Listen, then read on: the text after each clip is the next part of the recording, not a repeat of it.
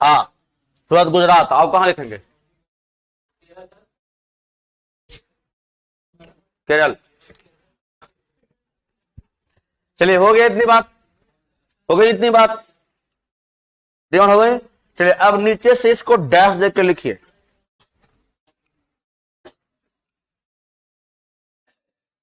सबसे पहले डचों की प्रथम कोटि कहां? अब इसको हम साफ कर दिए, याद है? याद है? बताओ, डचों की पहली कोठी कहां? 1600 में कहां? मसूली। किस राज्य में है? बहुत बढ़िया, कहां है? कोई दिक्कत? दूसरी कोठी 1610 में दूगो बनाया है, निजामपट्टनम और पुलिकट। वाह जी वाह, मजा आ रहा है। निजामपट्टनम और, अच्छा, टकसाल कहां बनाया? टकसाल का नाम, अरे टकसाल का कोई नाम बात नहीं है। टकसाल में सोने का सिक्का बनता था, उस सोने के सिक्का का नाम क्या था? किसका चित्र? विष्णु भगवान। बोले कोई दिक्कत है? बाजुबा। अच्छा, एक और बता दो, दक्षिण, ये पूर्वी भारत, अच्छा पश्चिमी भारत में कहा था?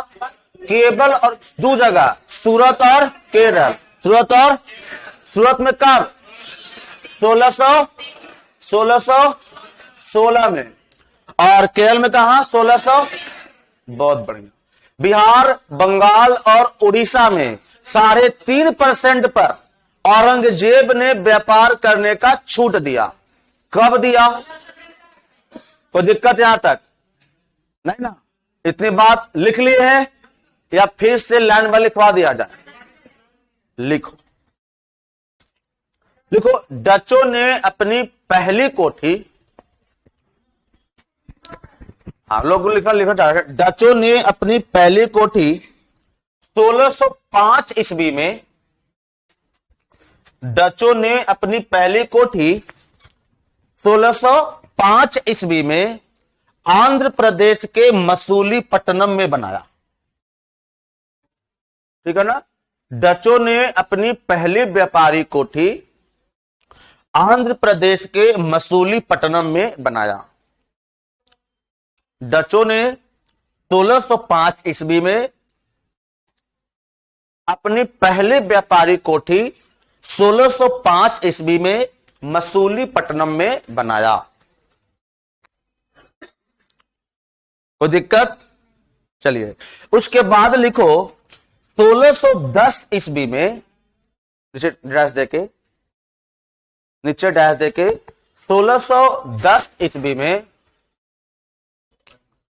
1610 ईस्वी में फोन है तो हेलमेट है, बोल रहा सिरे गिर गया। देखो 1610 ईस्वी में, 1610 ईस्वी में लिखो निजामपट्टनम, आंध्र प्रदेश।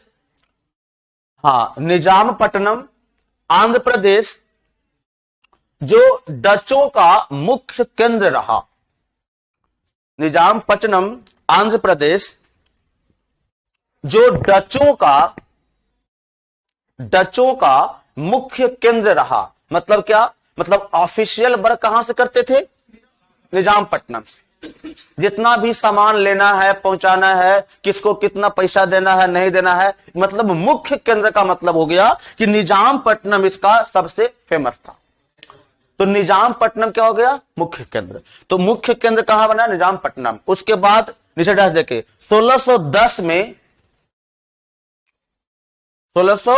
में तमिलनाडु के पुलिकट में, तमिलनाडु के पुलिकट में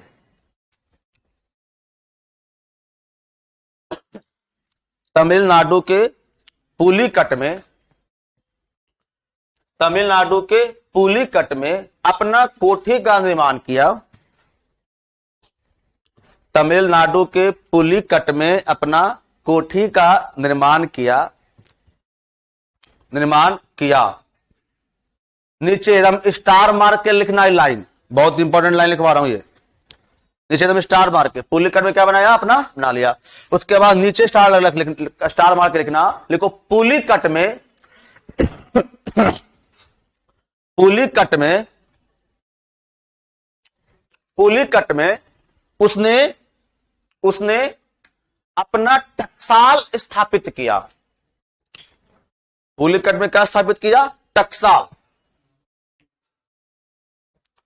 पुलिकट में अपना टकसाल स्थापित किया, जहां सोने के सिक्के जारी होते थे।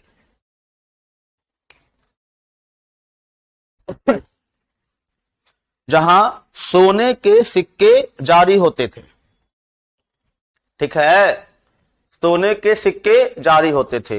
नीचे डैश देखे, सोने के सिक्के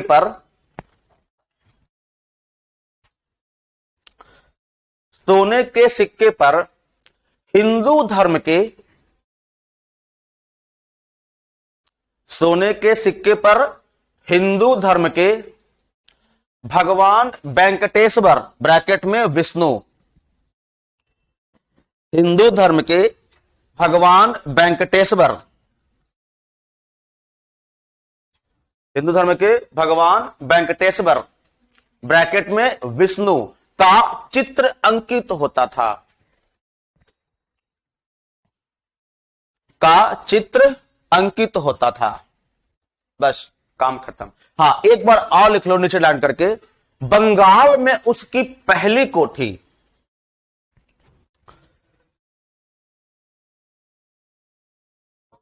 नहीं लिखवाया नाम? अच्छा लिख लो रे, गलत जो छूट गया लिख लीजिए। सोने के सिक्के का, उसमें सोने के सिक्के का नाम पैगोडा था, पैगोडा सिक्का था। सोने के सिक्का का नाम क्या था? पैगोडा, पैगोडा सिक्का। ठीक है, आगे एक बात और लिख लेना यहां पे, बंगाल वाला बात, सॉरी, हाँ लिखो, बंगाल में कहां लगाया था? हुगली। हुगली कहां पे? लिखो, बंगाल में कब? 1627। बंगाल में जगह है हुगली के किनारे पिपली। कौन जगह? पिपली। तो लिखो, देखो उस टाइम सबसे फेमस बंगाल था, तो बंगाल में इसने पहली कोठी पिपली में स्थापित किया। कब? 1627 में। तो नीचे एकदम स्टार मार के लिखना ये लाइन, लिखो, स्टार लगा के लिखेगा। लिखो 1627 ईस्वी में, 1627 ईस्वी में, 1627 ईस्वी में पिपली में ब्रैकेट में कहना हुगली नदी, पिपली ब्रैकेट में हुगली नदी,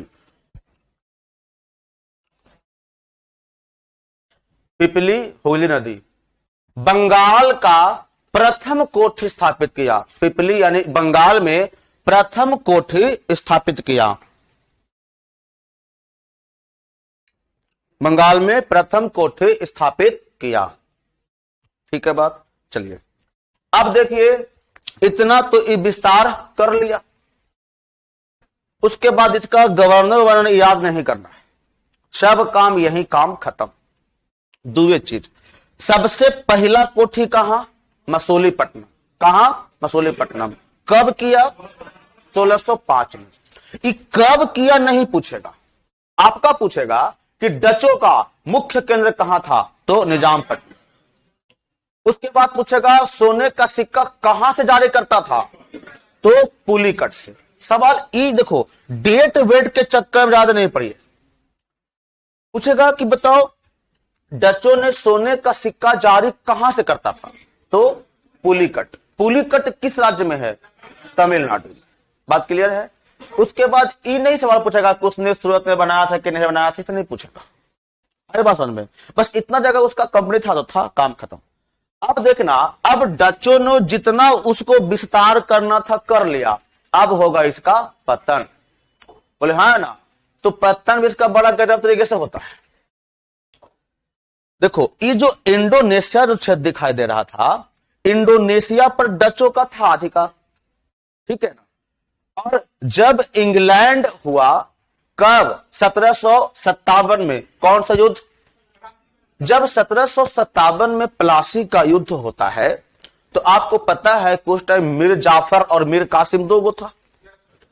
तो मीर जाफर को जब गद्दी पर बिठाया गया, तब अंग्रेजों को लगा, मीर जाफर को लगा कि हमको से ये ज्यादा धन दौलत ले रहा है। देखो, मीर जाफर जब गद्दी पे बैठा था, उसके पहले मीर कासिम था, फिर मीर जाफर को, फिर ऐसे करके काम करता था। तो जैसे ही मीर जाफर गद्दी पर बैठा, तो मीर जाफर को लगा कि हमको तो अंग्रेज बुड़बक बना रहा है। 3 साल तक उसको से खूब, जब भी उसको राजकोष में पैसा कैसा घटे तो कहा कि मीर जाफर हम कितना पैसा दो, कहता था। उसका खजाना ही खाली हो जाता था। इसको लगा कि देखो ये भी व्यापारी है, ये भी व्यापारी है, तो मीर जाफर डचों से मिलना चाहा। आए बात में? मीर जाफर क्या सोचा कि हम डच से मिल करके अंग्रेज को हरा देते हैं, अंग्रेज को यहां से भगा देते हैं। चूंकि डचों के पास भी अच्छी खासी सैनिक थी। देखो, पूरा इस जगह इतना इलाका उसके पास था।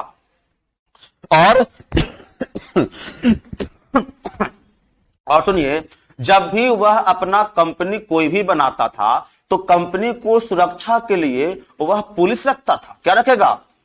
सिपाही रखेगा कि भाई हमारा सुरक्षा करना है। तो इसको मीर जाफर को लगा कि इसके पास भी अच्छी खासी सेना है। बोले हाँ, तो क्यों ना हम डच से मिलके अंग्रेज को भगा देते हैं। डचों को ऐसा कौन सोच रहा है? मीर जाफर। तो 1-2 बार मीटिंग किया डचों के साथ। कौन? मीर जाफर। ये भनक लग गया किसको? अंग्रेज को। बोला कि भाई हम ही तुमको बैठाए हैं, तुम हमरे नहीं कहता है कि पीठ में छुरा फोकने का काम कर रहा है। डचो अंग्रेज को लग गया भनक कि तुम डच से मिल रहा है। तो 1757 में प्लासी का युद्ध, और तुरंत होता है 1759 में बेदरा का युद्ध। और इसी बेदरा का युद्ध में डचों का काम तमाम। एक ही बार में सिट्टी पिट्टी गुम। किसका? तो 1759 में ही डच का सिट्टी पिट्टी खत्म हो जाती है, और 1759 में अपना बोरिया बिस्तर समेट करके चल जाता है। हुआ क्या था कि जब मीर जाफर और डचों के बीच में जब संबंध बन रहा था, एक दूसरे से मित्रता बन रही थी, तो अंग्रेज को जब भनक लगा कि ये मिल रहा है, तो मीर जाफर को कुछ नहीं किया, सीधे अटैक किया। किस पे? डचों पे। अटैक किस पे किया? डचों के। कि तू ये राजा, इसको हम बनाए हैं और तुम करेगा खरखाही? नहीं ना जी, एक फूल खरखाही निकाल दिया। किसको? डच। बोले आज से सब बात नहीं सोचना। जबरदस्त दोनों में लड़ाई हुआ। ये बेदरा का युद्ध बंगाल में पड़ता है, हुगली नदी के तट पे। दोनों में जबरदस्त भिड़ंत हुई। भिड़ंत में डच हार गए, और डच को हारने के बाद अब दोनों मीटिंग कर रहा है। कौन कौन? डच और अंग्रेज दोनों मीटिंग किया। कहा कि देख, अब देखो ये डच हारा हुआ है। डच क्या है? हारा हुआ। अब अंग्रेज जो कहेगा ये सुनेगा। बोले मजबूरी है भाई, सुनना पड़ेगा। तो सुन रहा है क्या? बोले कहा कि देखो, इंडोनेशिया में अंग्रेज का भी कुछ जगह था, कुछ जगह किसका था? अंग्रेज का भी, और कुछ इसका था। यहां भी अंग्रेज का भी था, भारत में अंग्रेज का भी था, और कुछ जगह डच का भी था। तो दोनों ने आपस में कंप्रोमाइज कर लिया, समझौता कर लिया कि देखो तुम चल जाओ इंडोनेशिया, तुम अपना वहां से व्यापार करो और भारत छोड़ दो, और इंडोनेशिया हम छोड़ देते हैं और भारत हम रह जाते हैं। तो दोनों ने समझौता किया। डच बोरिया बिस्तरे कहां चले गए? इंडोनेशिया। और अंग्रेज कहां रह गए? तो डचों का सफाया हो जाता है 1759 में। आई है ये बात क्लियर हो गई? चलो, उसके बाद 1-2 लाइन छूट रहा है, उसको लिख लेते हैं। 1-2 लाइन क्या छूट रहा है कि देखो, सब मसाला का व्यापार करता था, लेकिन डच किसका व्यापार किया? वस्त्र का।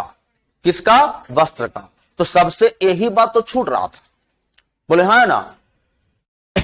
देखिए, तो नीचे एकदम लिख लेना, ये भी स्टार मार्क के लिखना, लिखो कि भारत का सूती वस्त्र में,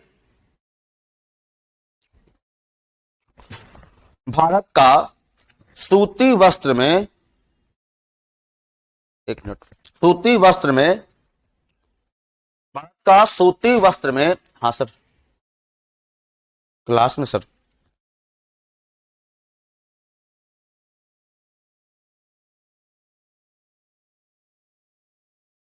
भारत में सूती वस्त्र के उद्योगों का, भारत में सूती वस्त्र के उद्योगों का